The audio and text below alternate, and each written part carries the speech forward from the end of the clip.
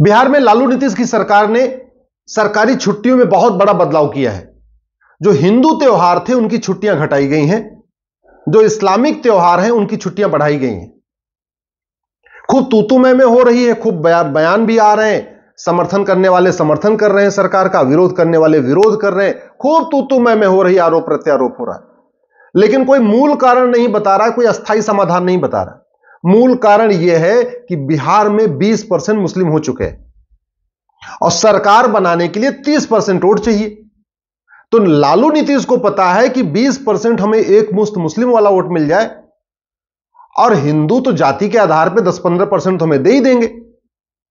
नीतीश कुमार को लगता है पटेल हमें दे देंगे, लालू यादव को लगता है हमें यादव दे देंगे, तो पटेल यादव और मुस्लिम मिलकर सरकार बनती रहेगी, चलती रहेगी। अस्थायी समाधान क्या है? अस्थायी समाधान यह है, सबसे पहले भ्रष्टाचार को जड़ से खत्म करना पड़ेगा। ये जो पॉलिटिकल पार्टियां इस तरीके के नए नए प्रयोग करती हैं, कुछ ऐसा करती हैं कि उनसे वोट बैंक उनको इकट्ठा मिल जाए, उसका मूल कारण को सत्ता चाहिए। लालू को भी सत्ता चाहिए और नीतीश को भी सत्ता चाहिए। और सत्ता किस लिए चाहिए? सेवा करने के लिए नहीं चाहिए। जो वास्तव में सेवा करना चाहेगा वो कभी बांटेगा नहीं, समाज को नहीं बांटेगा। लालू को सत्ता चाहिए अपने बेटे को मुख्यमंत्री बनवाने के लिए, और मुख्यमंत्री को बेटे को मुख्यमंत्री क्यों बनाना है? क्योंकि जिससे लालू का भ्रष्टाचार भी छिप जाए, जो पूरे परिवार के पास हजारों करोड़ की बेनामी संपत्ति है उसका मुकदमा ठंडा हो जाए, और दूसरा आगे भी खूब माल कमाते रहे। मैं बार बार कहता हूं, जब तक करप्शन खत्म नहीं होगा, ब्लैक मनी खत्म नहीं होगी, हवाला खत्म नहीं होगा, बेनामी लेन देन खत्म नहीं होगा, बेनामी संपत्ति का खेल खत्म नहीं होगा, तब तक न जातिवाद कम होगा, न भाषावाद कम होगा, क्षेत्रवाद कम होगा, न अलगाववाद कम होगा।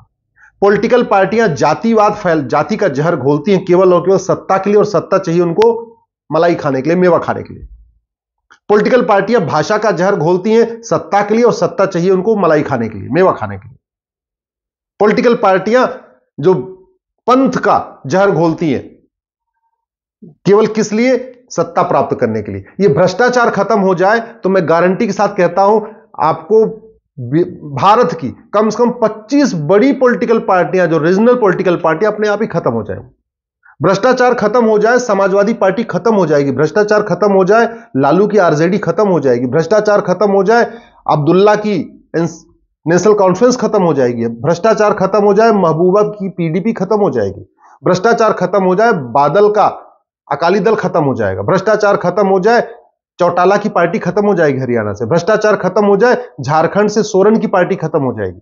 भ्रष्टाचार खत्म हो जाए, बंगाल से टीएमसी खत्म हो जाएगी। भ्रष्टाचार खत्म हो जाए, तमिलनाडु से डीएमके खत्म हो जाएगी। ये जितनी पॉलिटिकल पार्टियां जाति का जहर घोलती हैं, भाषा का जहर घोलती हैं, क्षेत्र का जहर घोलती हैं, ये सारी पॉलिटिकल पार्टियां अपने आप खत्म हो जाएंगी। इनको इलेक्शन में हराना ही नहीं पड़ेगा, ये अपने आप ही डूब जाएंगी, खत्म हो जाएंगी।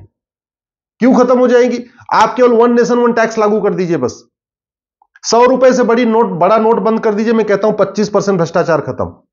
5,000 रुपए से महंगे सामान का कैश लेन देन बंद कर दीजिए, 25% भ्रष्टाचार और खत्म, यानी 50% भ्रष्टाचार खत्म। प्रॉपर्टी को आधार से लिंक कर दीजिए, नार्को पॉलीग्राफ ब्रेन मैपिंग कानून बना दीजिए, और जस्टिस विद इन ईयर लागू कर दीजिए कि सभी मुकदमों का फैसला 1 साल में होगा। हालांकि एमएलए एमपी का मुकदमा 1 साल में होता है, शुरू हो चुका है, इसका फैसला सुप्रीम कोर्ट से आ चुका है, लेकिन अभी सारे मामलों का फैसला नहीं हो रहा है। अभी केवल क्रिमिनल मैटर्स का फैसला जस्टिस 1 साल में हो रहा है एमएलए एमपी का। जिस दिन अब एमएलए एमपी, मान लीजिए स्टालिन मुख्यमंत्री है, उनका मुकदमा तो फास्ट ट्रैक कोर्ट में चल रहा है, लेकिन उनकी पत्नी के नाम पे जितनी प्रॉपर्टी है, वो जो बेनामी संपत्ति का है, वो मुकदमा तो फास्ट कोर्ट में नहीं जाएगा। भाई लालू यादव के यहां लालू तेजस्वी का मुकदमा तो फास्ट कोर्ट में चलेगा, तेज प्रताप का, लेकिन उनकी बेटियों के नाम पे जो आय से अधिक संपत्ति का केस है, दामाद के नाम पे जो आय से अधिक संपत्ति का केस है, और घर में नौकर चाकर के नाम पे आय से अधिक संपत्ति का केस, वो तो फास्ट कोर्ट में नहीं जाएगा। इसलिए कह रहा हूं, जस्टिस विद इन ईयर हो जाए और वन नेशन वन टैक्स हो जाए। मैं गारंटी के साथ कहता हूं, ये सारी जाति भाषा क्षेत्र का जल घोरने वाली पार्टियां खत्म हो जाएंगी, और ये पार्टियां खत्म हो जाएंगी तो जातिवाद, भाषावाद, क्षेत्रवाद अपने आप कम हो जाएगा, पंथवाद अपने आप कम हो जाएगा। इसलिए वास्तव में अगर आपको लगता है लालू ने गलत किया है, नीतीश ने गलत किया है, तो आप जस्टिस विद इन ईयर लागू करने की मांग करिए, वन नेशन वन टैक्स की मांग करिए। वन नेशन वन टैक्स से जब केवल पॉलिटिकल पार्टियां नहीं खत्म होंगी, मैं गारंटी के साथ कहता हूं माओवाद भी खत्म हो जाएगा, नक्सलवाद भी खत्म हो जाएगा, आतंकवाद भी बहुत हद तक कम हो जाएगा, अलगाववाद बहुत हद तक कम हो जाएगा, मिशनरियों की विदेशी फंडिंग रुक जाएगी वन नेशन वन टैक्स लागू करने से, जिहादियों की फंडिंग जो खाड़ी देशों से हवाला के जरिए होती है बंद हो जाएगी। जितनी बड़ी नोट होती है ना, उतना ज्यादा हवाला होता है, उतना ज्यादा काला धन होता है, तो और ज्यादा हवाला होगा, ज्यादा काला धन होगा, ज्यादा अराजकता होगी। 100 रुपए से बड़ी नोट की जरूरत ही नहीं भारत में। अरे जिस देश में 80 करोड़ लोगों को मुफ्त में राशन दिया जा रहा है, उनको 100 रुपए से बड़ी नोट चाहिए नहीं। और जिनको 100 रुपए से ज्यादा जो लोग खर्च करते हैं पर डे, उनके पास एटीएम, पेटीएम, भीम, UPI, debit card, credit card सब कुछ है। फिर 100 रुपए से बड़ी नोट की जरूरत किसके लिए चल रहा है? दुनिया के जिन देशों में जितनी बड़ी नोट है उतनी ज्यादा अराजकता है, उतना ज्यादा हवाला है, उतना ज्यादा आतंकवाद है। इसका एग्जाम्पल देख लीजिए पाकिस्तान। पाकिस्तान की जो नोट है हमसे बड़ी है, इसका नतीजा है पाकिस्तान में ज्यादा काला धन है, ज्यादा हवाला है, ज्यादा आतंकवाद है, ज्यादा चरमपंथ है, ज्यादा मजहबी उन्माद है, सब कुछ ज्यादा है।